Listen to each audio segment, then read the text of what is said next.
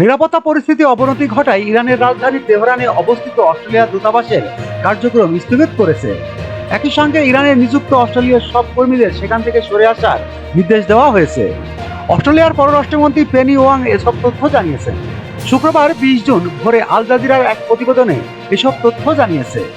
অস্ট্রেলিয়ার পররাষ্ট্রমন্ত্রী এক বিবৃতিতে বলেন, ইরানে ক্রমবর্ধমান নিরাপত্তা পরিস্থিতি সম্পর্কে প্রাপ্ত পরামর্শের ভিত্তিতে অস্ট্রেলিয়ান সরকার তেহরানে কর্মরত সকল কর্মকর্তা ও তাদের পরিবারের সদস্যদের সেখান থেকে চলে আসার নির্দেশ দিয়েছে।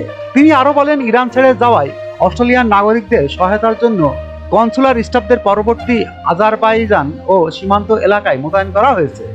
ওং বলেন, আমরা অন্যান্য অংশীদার দেশের সঙ্গে ঘনিষ্ঠ যোগাযোগ করছি, তবে বর্তমানে মাটিতে পরিস্থিতির কারণে কনসুলার সেবা সচল রাখা হয়েছে অত্যন্ত সীমিত পর্যায়ে। আকাশপথও বন্ধ রয়েছে।